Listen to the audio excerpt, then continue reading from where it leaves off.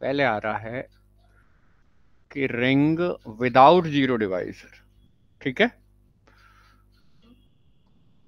Ring without zero divisor,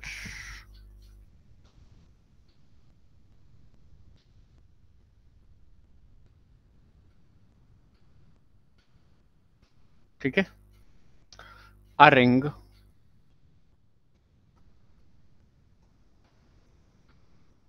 r plus dot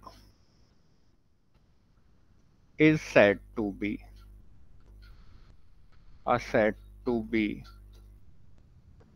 a ring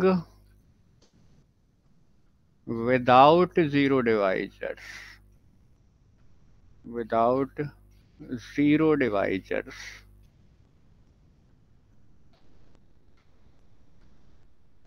if and only if, ठीक है, if and only if AB is equal to 0 imply either A equal to 0 or B equal to 0 for all A comma B belongs to R। और बहुत गौर से समझना, ठीक है, हम किसकी बात कर रहे हैं, रिंग विदाउट जीरो डिवाइजर्स, ठीक है, नाम से ही क्लियर है कि ऐसा रिंग जो विदाउट जीरो डिवाइजर्स हो, ठीक है, यानी ऐसे रिंग जिनमें जीरो से भाग करना अलाउ ना हो, सीधी सी बात ये है, रियल सेट में जीरो से भाग करना अलाउ नहीं है, तो वो सीधा एग्जांपल है इसका। ये कह रहा है a ring r plus dot is set to be a ring without zero divisors if and only अगर किन्हीं भी दो संख्याओं का प्रोडक्ट जीरो आ रहा है तो फिर उनमें से किसी एक को पक्का जीरो होना पड़ेगा, ठीक है, अगर किन्हीं भी दो संख्याओं का प्रोडक्ट जीरो आ रहा है तो उनमें से किसी एक को पक्का क्या होना पड़ेगा, जीरो। अगर किसी रिंग के अंदर ये काम हो रहा है तो वो रिंग क्या कहलाएगा, ring without zero divisors. Clear? या इसको और एक तरीके से लिख सकते हो, अगर इसको पलट दें, ठीक है, कि और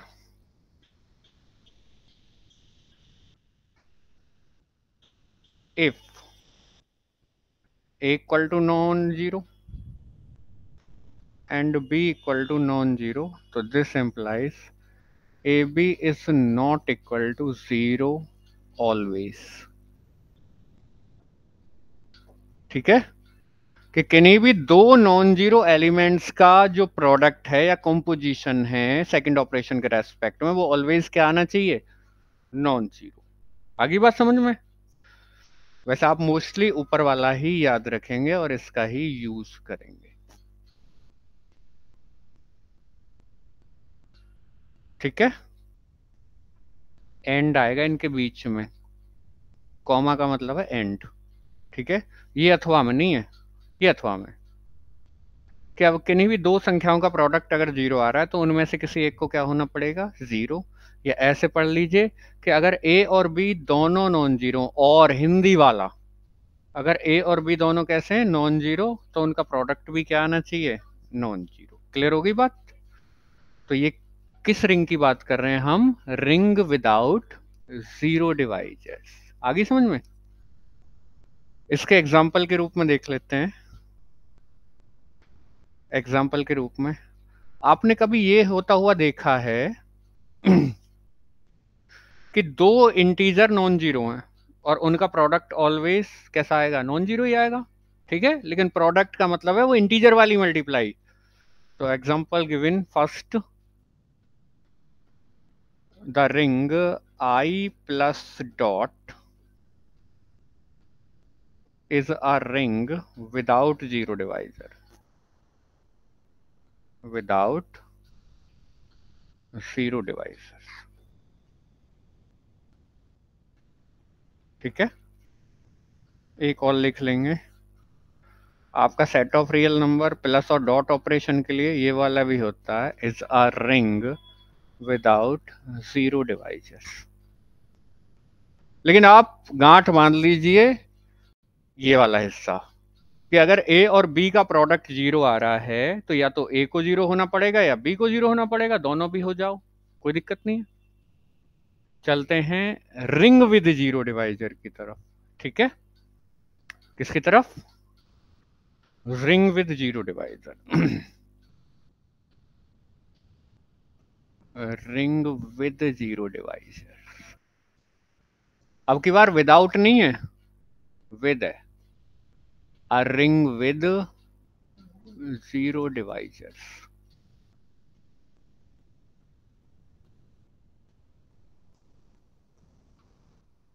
अ ring r plus dot is said to be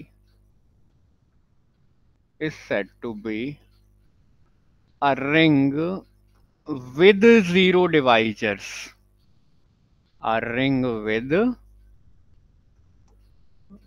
0 divisors if and only if there exists a comma b belongs to R such that a is non-zero and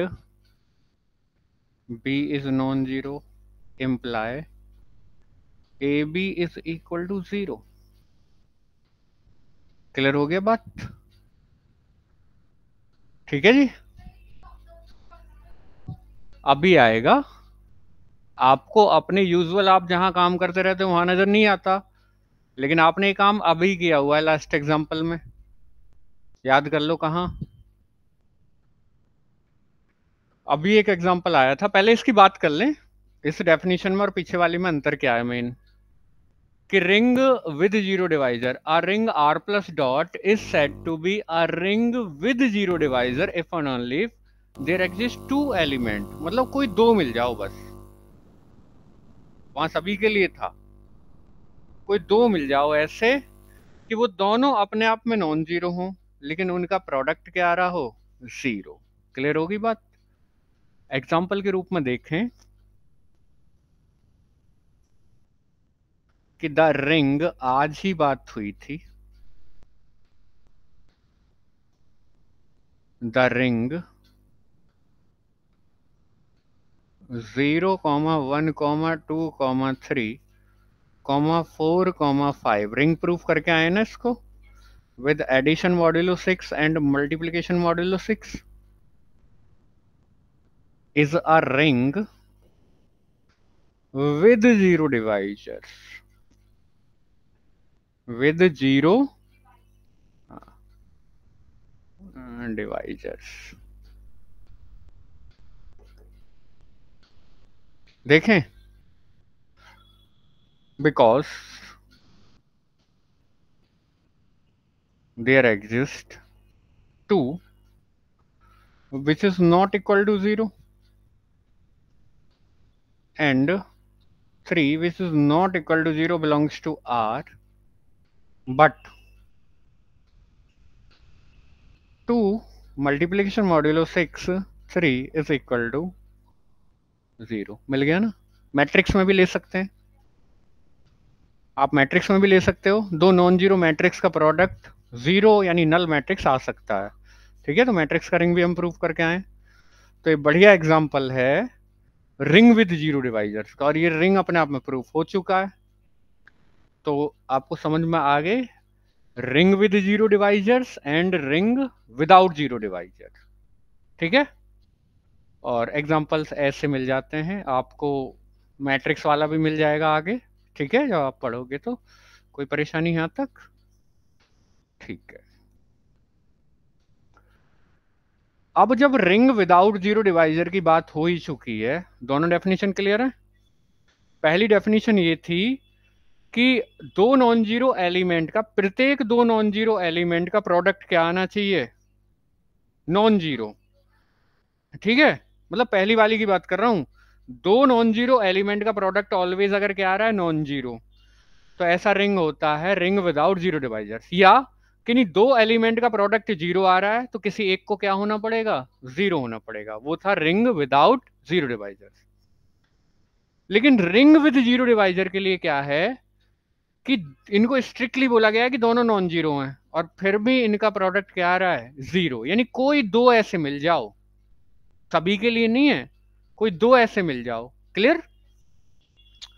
चलते हैं। और रिंग विदाउट जीरो डिवाइजर की बात हो गई है, तो मैं बहुत बढ़िया डेफिनेशन पर आने वाला हूं अगली, इंटीग्रल डोमेन। ठीक है, किसके ऊपर बात करेंगे, integral domain. Integral domain, integral domain. अब आप रिंग से आगे बढ़ चले, ठीक है, रिंग से बढ़ चले आगे। आ रिंग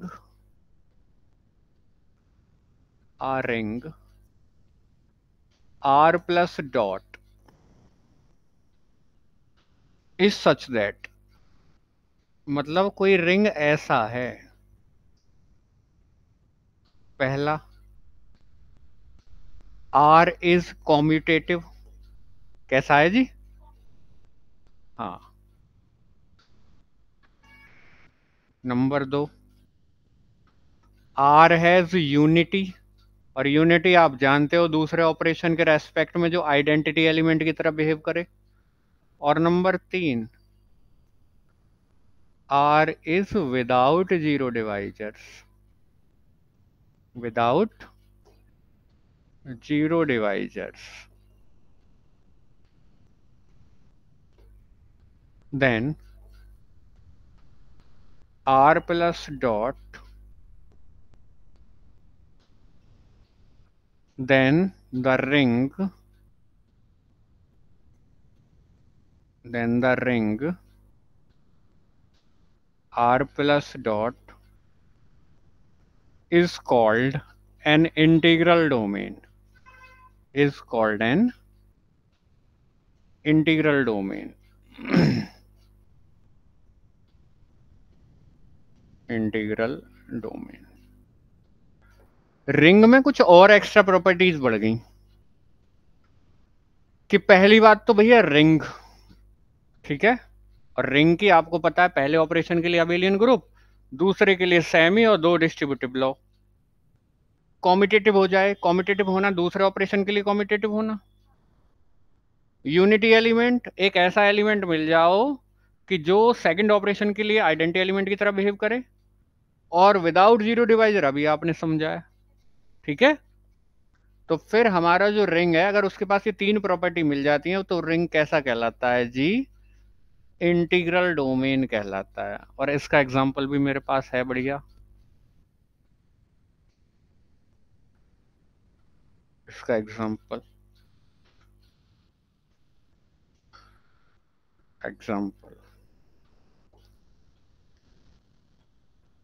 ये आपने देखा होगा, आई प्लस डॉट। विचार कर लें इस पर थोड़ा सा, रिंग तो बन गया था, ये प्रूव भी किया।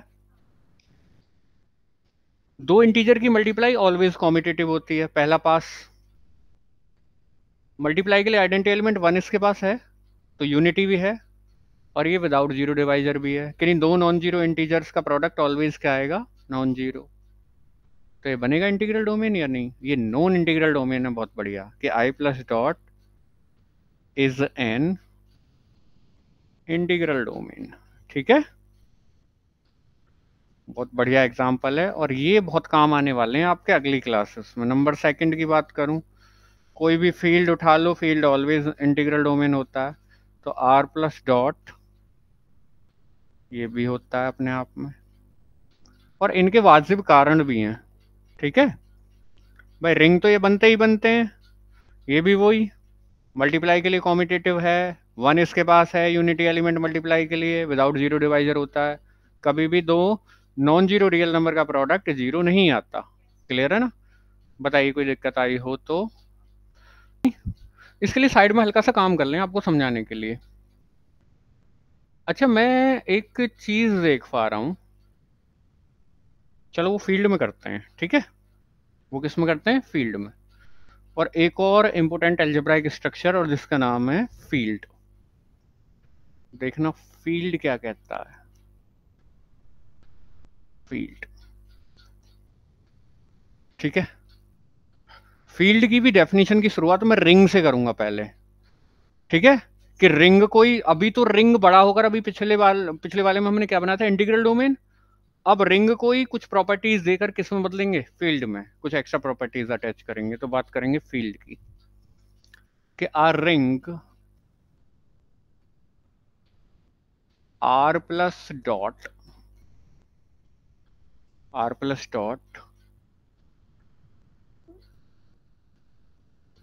is such that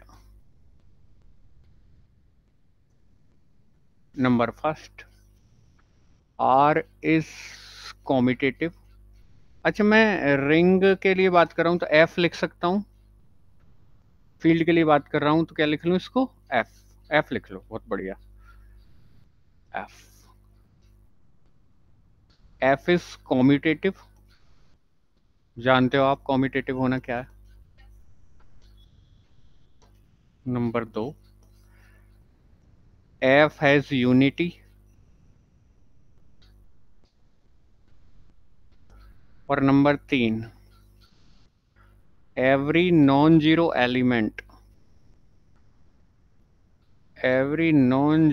element of F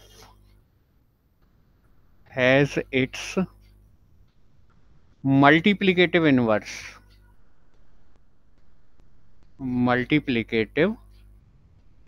जरा बहुत गौर से एक चीज देखना। Then F plus dot is called a field।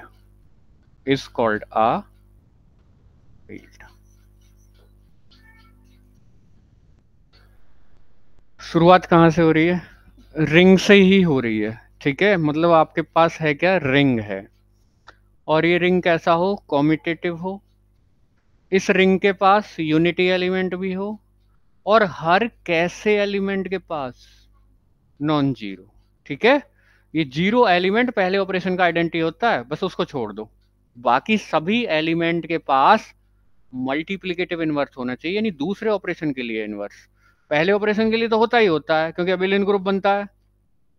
अगर दूसरे ऑपरेशन के लिए भी मल्टीप्लिकेटिव इनवर्स मिल रहा है, ठीक है, तो फिर मेरा जो रिंग है वो क्या कहलाएगा?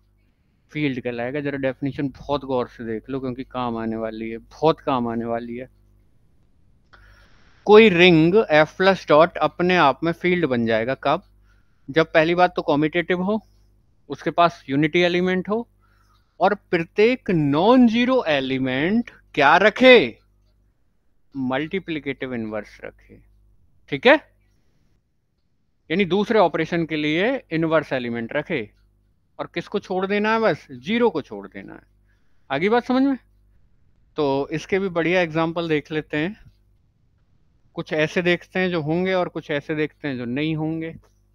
3 नॉन फील्ड हमेशा मेरे साथ चलेंगे। Set of rationals Q plus dot is always a field. यानी जब भी हम 3 नॉन फील्ड की बात करेंगे ना, तो आपके दिमाग में तीनों आ जाने चाहिए। Number 2, set of real number with plus and dot, ये भी क्या बन जाता है जी? Field. Number 4, set of complex number with plus and dot, ये भी क्या बन जाता है?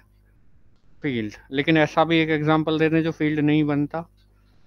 I plus dot, integral domain तो बन गया था, इज नॉट अ फील्ड। आई समझ में? पहले इस पर विचार कर लें, उसकी तरह इन पर हो जाएगा।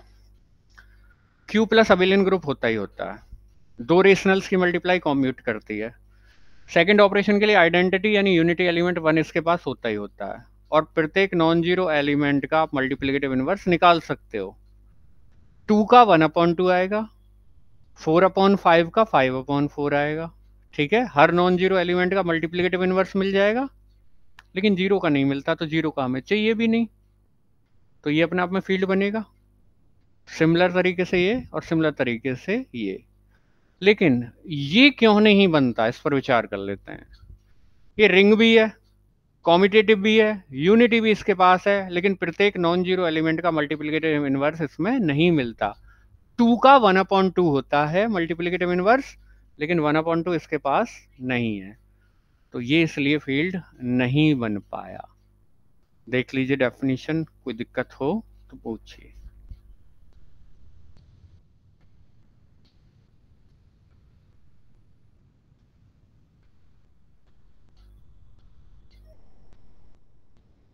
ठीक है, एक बात और इसके विषय में मैं करना चाहूंगा कि अगर आप इसमें से एक प्रॉपर्टी हटा दें, ठीक है,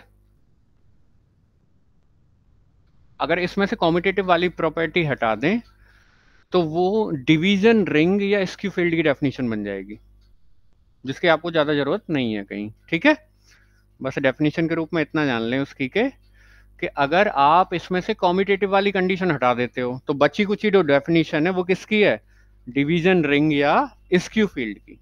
ठीक है, अभी रिंग पर ही और काम कर लेते हैं। अब की बार मैं बात कर रहा हूं फील्ड की एक और डेफिनेशन जो आपको दिमाग में रखनी है, समझिए जी, कि a non-empty set f plus dot या f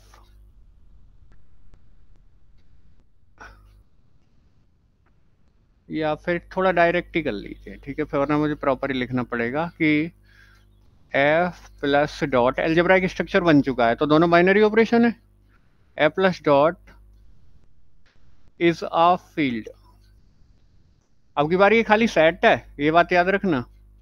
पहला f plus is an abelian group,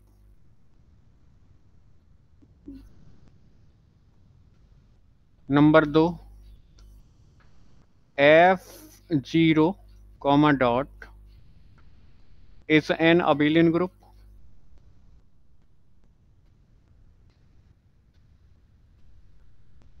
और 2 डिस्ट्रीब्यूटिव लॉ कि dot is distributive over plus. मतलब पहले ऑपरेशन के लिए भी अबिलियन ग्रुप हो जाए और जीरो को हटाकर दूसरे ऑपरेशन के लिए भी अबिलियन ग्रुप हो जाए और 2 डिस्ट्रीब्यूटिव लॉ होल्ड कर जाएं। ठीक है, तो ये जो सेट है इन दोनों ऑपरेशन के लिए क्या बन जाएगा, फील्ड बन जाएगा। अब जरा और हल्का सा पोस्ट मॉर्टम अगर इसका करूं तो भैया इसमें टोटल कितनी प्रॉपर्टी होती हैं, 5। कौन कौन सी, पहली क्लोजर, दूसरी एसोसिएटिविटी, तीसरी आइडेंटिटी, चौथी इनवर्स और पांचवी कॉम्यूटेटिविटी। ठीक है, इसमें भी 5 होती हैं। कौन कौन सी, closure, associativity, existence of identity, existence of inverse और कॉम्यूटेटिविटी। ठीक है, और इसके अंदर 2 प्रॉपर्टी आती हैं, ए और बी। ठीक है, जरा बात देखना, यहां अब वेरिफिकेशन होगा इस डेफिनेशन का। पहले कह रहा है रिंग, जैसे रिंग कहा तो रिंग में ये पहले वाला होना आ गया, यानी ये 6 की 6 होल्ड कर गई। ठीक है, ये 2 डिस्ट्रीब्यूटिव लॉ होल्ड कर गए रिंग आते ही, और यहां क्लोजर और एसोसिएटिव सेमी होना। क्लियर हुआ। अब कॉम्यूटेटिव मल्टीप्लाई के लिए कॉम्यूटेटिविटी होल्ड कर गई, तो इस पर भी गोला कर दीजिए, ये भी पकड़ में आ गई। यूनिटी यानी मल्टीप्लाई के लिए आइडेंटिटी एलिमेंट मिलना, यानी एग्जिस्टेंस ऑफ आइडेंटिटी भी कवर में आ गई। एक बची है कि प्रत्येक नॉन जीरो एलिमेंट क्या रखे, मल्टीप्लिकेटिव इनवर्स, तो यहां मैंने सेट को नॉन जीरो ही रखा है, तो ये भी पास हुई जी। ठीक है, तो ये डेफिनेशन और वो डेफिनेशन वो आप यूज के लिए रखेंगे और ये आप प्रॉपर लिखने के लिए रखेंगे कि कहीं भी कोई थ्योरम वगैरह जब हम प्रूफ करेंगे तो वो वाली उठा लेंगे। ठीक है। तो फील्ड कोई नॉन एम्प्टी सेट किन्हीं दो बाइनरी ऑपरेशंस के लिए फील्ड बन जाएगा कब? जब पहले ऑपरेशन के लिए अबिलियन ग्रुप बन जाए, जीरो को हटाकर दूसरे ऑपरेशन के लिए भी अबिलियन ग्रुप हो जाए, और दूसरा वाला ऑपरेशन डिस्ट्रीब्यूटिव रहे पहले वाले पर। क्लियर होगी बात? बताइए फील्ड की डेफिनेशन में कोई दिक्कत आई हो तो।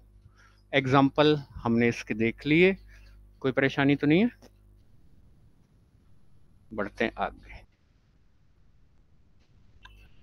आपको मैं विदाउट जीरो डिवाइजर वाली डेफिनेशन एक बार और दिखाना चाह रहा हूं कि a ring R plus dot is set to be a ring without zero divisor if and only if, अगर A B is equal to zero लेकर चलूं तो या तो ए जीरो के बराबर होगा या बी जीरो के बराबर होगा। ठीक है जी। तो अब मैं बहुत इंपॉर्टेंट थ्योरम करने जा रहा हूं कि every field is an integral domain. Important theorem है। Colour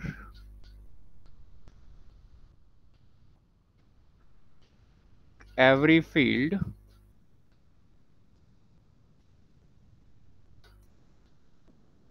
field is an integral domain। Integral domain, या फिर सारे स्मॉल में कर लो कि every field is an integral domain. कोई दिक्कत तो नहीं? डेफिनेशन आपको दोनों की याद है? ठीक है। यानी हर फील्ड अपने आप में क्या होता है? इंटीग्रल डोमेन होता है। दोनों की डेफिनेशन आपको याद है? ठीक है, देखते हैं प्रूफ की बात। Let F plus dot be a field. ठीक है। देन टू शो दैट, करके क्या दिखाना है कि then to show that F plus dot is an integral domain, is an integral domain. तुरंत डेफिनेशन दोनों के दिमाग में घूम जानी चाहिए। ठीक है। Since F plus dot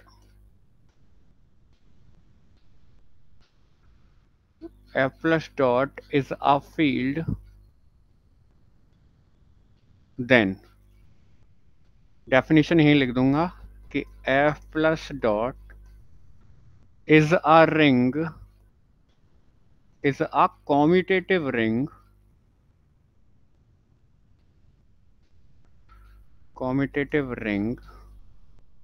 with unity, and every non-zero element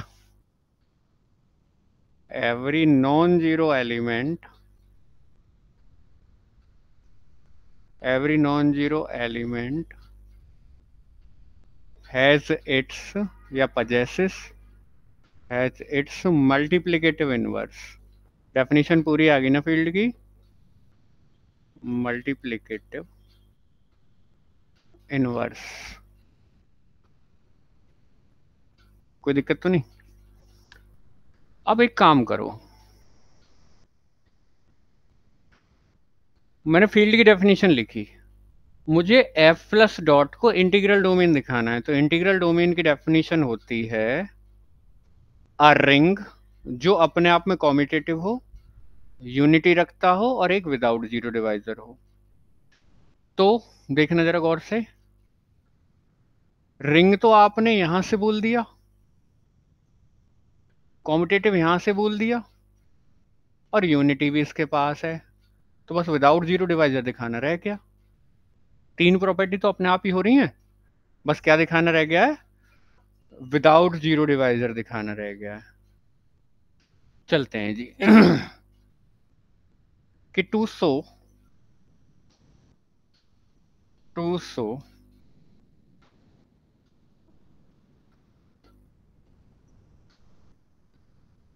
f plus dot is an integral domain.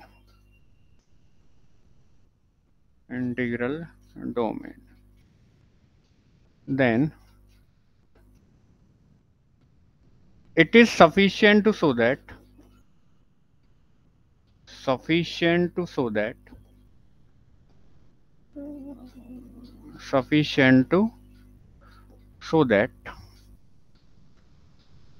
f plus dot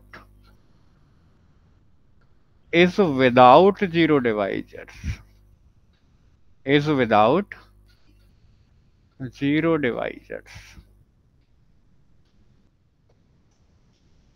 ठीक है।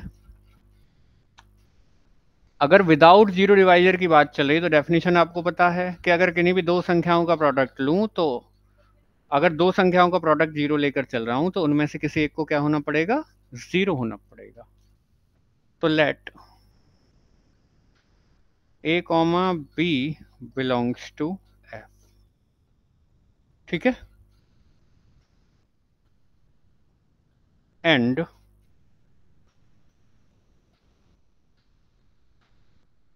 Suppose ab is equal to 0 and a is not equal to 0, मतलब A B zero लेकर चला हूं और A is not equal to zero लेकर चला हूं। Since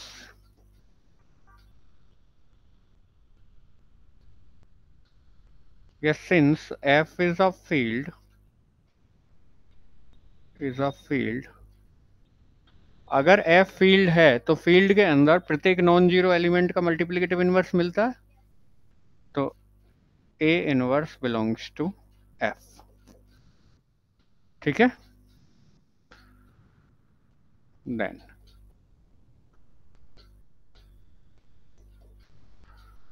now we have ab is equal to 0, तो ये एग्जिस्ट कर रहा है, इसकी प्री मल्टीप्लाई कर दो, तो this implies a inverse ab is equal to a inverse into 0। हाँ जी, दूसरे ऑपरेशन के लिए एसोसिएटिव होता है, मेरी मर्जी में कहाँ ब्रैकेट लगाऊं, और ये रिंग की प्रॉपर्टी से जीरो हो जाएगा, तो this implies a inverse into a into B is equal to 0, तो दिस इंप्लाइज ये यूनिटी आ जाएगा, 1 into B is equal to 0, तो this implies b is equal to 0। कोई दिक्कत तो नहीं? अब मतलब एक चीज हुई यहां से, a और b आपने f से लिए, ए बी का प्रोडक्ट जीरो लेकर चले और ए नॉन जीरो, तो पक्का बी क्या निकल रहा है, जीरो निकल रहा है। अभी दूसरा देखना, also suppose if A B is equal to 0 and B is not equal to 0, तो this implies B inverse exist, ऐसे लिख सकते हैं, ठीक है। या फिर बिल्कुल ही वैसे ही लिख लो जैसे पहले लिखा हुआ था कि since f is a field, और फील्ड के अंदर प्रत्येक नॉन जीरो एलिमेंट का मल्टीप्लिकेटिव इनवर्स मिलता है, तो then b inverse belongs to f, ठीक है। नाउ वी हैव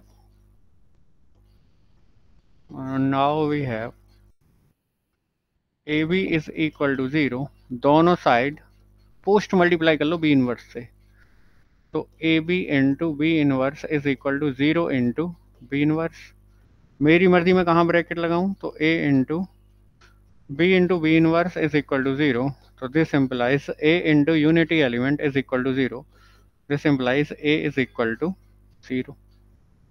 यहाँ आप दोनों के प्रोडक्ट को जीरो लेकर चले थे और b को नॉन जीरो, a पक्का क्या निकला है, तो आपने ये देखा कि अगर दो संख्याओं का प्रोडक्ट में जीरो ले रहा हूं तो किसी न किसी एक को क्या निकलना पड़ रहा है, जीरो निकलना पड़ रहा है। तो in either case in either case if AB is equal to 0 imply A is equal to 0 or B is equal to 0. So this implies F is without zero divisor, without zero divisors. This implies F plus dot is an integral domain, integral domain. तो यहां से एक बात निकल कर आई कि हर field अपने आप में क्या होता है, इंटीग्रल डोमेन होता है। इंटीग्रल डोमेन का फील्ड होना जरूरी नहीं है, ठीक है। हर फील्ड अपने आप में क्या होता है, इंटीग्रल डोमेन, ठीक है। तो आगे एक रिजल्ट लिख देते हैं कि the converse of, star mark करके, कि the converse of above theorem is not always true. It is not always true because I plus dot is an integral domain, but not a field. तो हर field अपने आप में integral domain होता है, लेकिन integral domain का field होना जरूरी नहीं है। क्लियर? कोई प्रॉब्लम यहां तक? अच्छा, मैंने स्क्यू फील्ड की डेफिनेशन बताई थी आपको, उसको जरा याद रखना, ठीक है। कहीं यूज तो उसका ज्यादा होगा नहीं। स्क्यू फील्ड के लिए ये याद रखना, फील्ड की डेफिनेशन से हटाओ, ये फील्ड की डेफिनेशन। अगर फील्ड की डेफिनेशन से ये वाली लाइन गायब कर दी जाए, कॉम्यूटेटिव होना, तो फिर किसकी डेफिनेशन बन जाएगी, स्क्यू फील्ड या डिवीजन रिंग, ठीक है। कोई प्रॉब्लम यहां तक? अब एक बात और करना चाह रहा हूं मैं। हमने कहा कि हर फील्ड अपने आप में क्या होता है, इंटीग्रल डोमेन, लेकिन इंटीग्रल डोमेन का फील्ड होना जरूरी नहीं है। अब मैं गारंटी भरूंगा कि इंटीग्रल डोमेन बन तो सकता है क्या, फील्ड, लेकिन बनेगा तब जब फाइनाइट हो। तो कल एक थ्योरम आएगी कि हर फाइनाइट इंटीग्रल डोमेन क्या प्रूफ हो जाता है, फील्ड। हर फाइनाइट इंटीग्रल डोमेन क्या प्रूफ हो जाता है, फील्ड। इनफाइनाइट का होना जरूरी नहीं है, ये इनफाइनाइट था, इंटीग्रल डोमेन है, लेकिन क्या नहीं बनेगा, फील्ड। लेकिन वहीं अगर कोई फाइनाइट इंटीग्रल डोमेन हो तो वो पक्का क्या बन जाता है, field. Field always integral domain होता है, लेकिन इंटीग्रल डोमेन का फील्ड होना जरूरी नहीं है। लेकिन इंटीग्रल डोमेन कब फील्ड बन सकता है, जब वो फाइनाइट हो। क्लियर होगी बात? ठीक है।